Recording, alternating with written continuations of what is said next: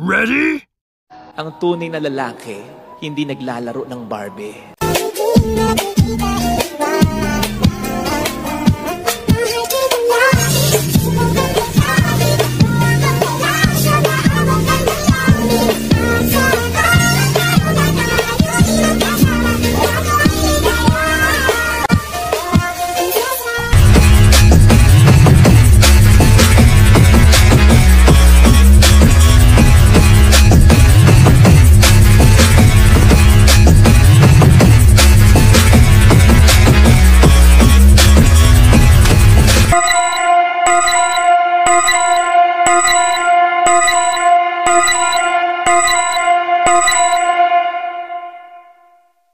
Kahit tinutukso pa siya ng harap-harapan upang ang kanyang pinakamamahal na asawa o girlfriend ay hindi masaktan.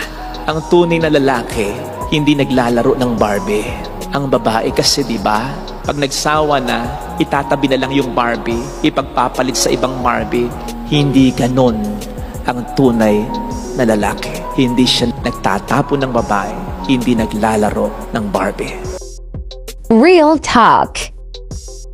Tinutukso pa siya ng harap-harapan upang ang kanyang pinakamamahal na asawa o girlfriend ay hindi masaktan. Ang babae kasi, di ba? Pag nagsawa na, itatabi na lang yung Barbie, ipagpapalit sa ibang Barbie.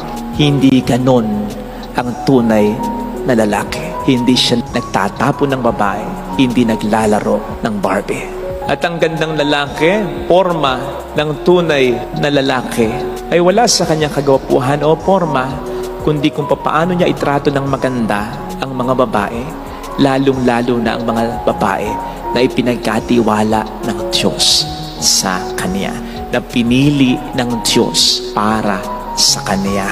At kung magkasalaman ng isang tunay na lalaki, makikita mo ang kanyang pag-isisi. Makikita ng Diyos, makikita ng kanyang asawa. Kasi aamin talaga. At makikita mo yung pagbabayad puri na gagawin niya. Kahit pahirapan pa siya ng misis niya sa pagdududa, panggigipit, dahil nga nagkasala siya, yun ay tatanggapin niya dahil alam niya na yung pagdududa at yung panggigipit na nararanasan niya ngayon sa misis niya ay dala namang dahil nasasaktan ito sa pagkakasala na nagawa niya. Kaya uunawain niya ang misis niya hanggang sa ito'y tuluyan ng makapagtiwala sa kanya. Ganun ang tunay na lalaki. At hindi yung nagkasala na magmamaang-maangang pa, nahuli na, siya pang galit. O kaya, pa-victim effect pa. Ay nako, mga kapatid, I'm sure ayaw nyo ng lalaking mayabang, masagulero, babaero. Pero, yun ba ang ating pinapakita? Ha? Yun ba ang nanunuot sa ating kultura? Ha? Ilan sa atin yung kapag may nakikitang nag-aaway, hindi aawatin, may sisigaw pa, hayaan nyo sila! May magbibideo pa, ganda-ganda! Ilan sa atin yung sa social media, lintik kong mag-rant, nagmumura, tindi ng mga salitang binibitawan, kala mo katatapang. Ilan sa atin yung malina, magmamatigas pa. Yung mga rider na yan, yun yung wala sa linya. Ay, kita mo, kampi-kampihan pa. At ilan din naman sa atin ang papatulan, yung mga kamote riders na yan, na kahit anong sabihin mo, ay kahit tama ka, ikaw pa talaga ang mali sa pananaw ng mga... At ilan sa atin ang nagluluklok. Di man nagluluklok, natutuwa pa sa ating mga iniidolo, artista, politiko. Siga-siga, kung magmura, gano'n na lang. Alam mong babaero, alam mong nagkasala, pero hindi mo pinananagot. Okay lang, mataas pa tingin mo. At ilan sa atin yung natutuwa pa kahit ang Pangulo ay pinabastos. Hindi ko man naboto ang Pangulo, hindi ko babastusin ang Pangulo. Pangulo yun. The Bible has it, all authorities come from God. Kung ganyan na lang ng ganyan, huwag tayo magtaka kung bakit may mga lalaki na hindi tunay na lalaki ayon sa standard ng Diyos.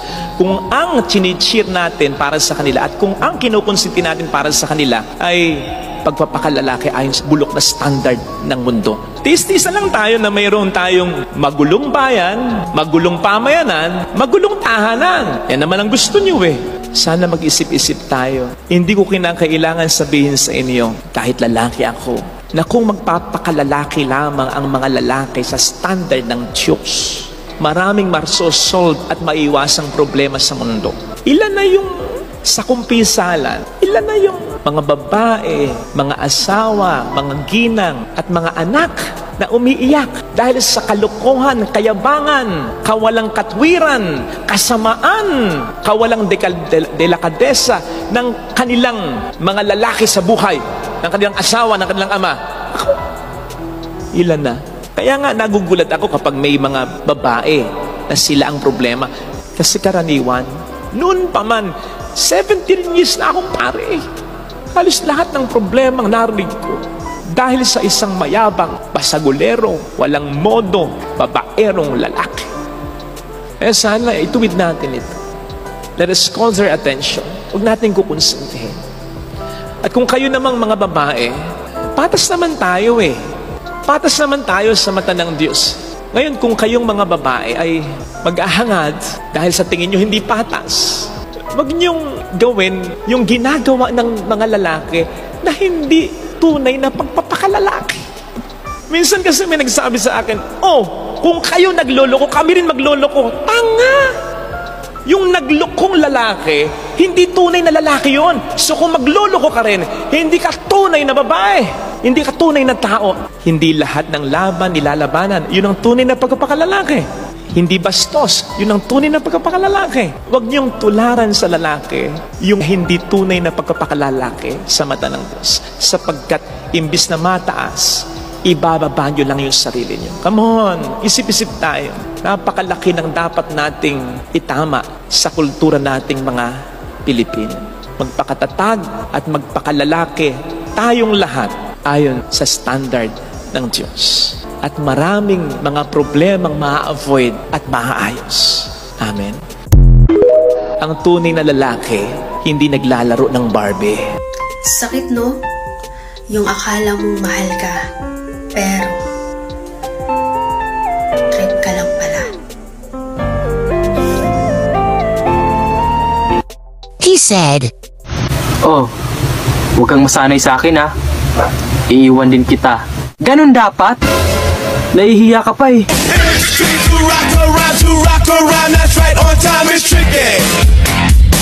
Ganun dapat? I want you to take me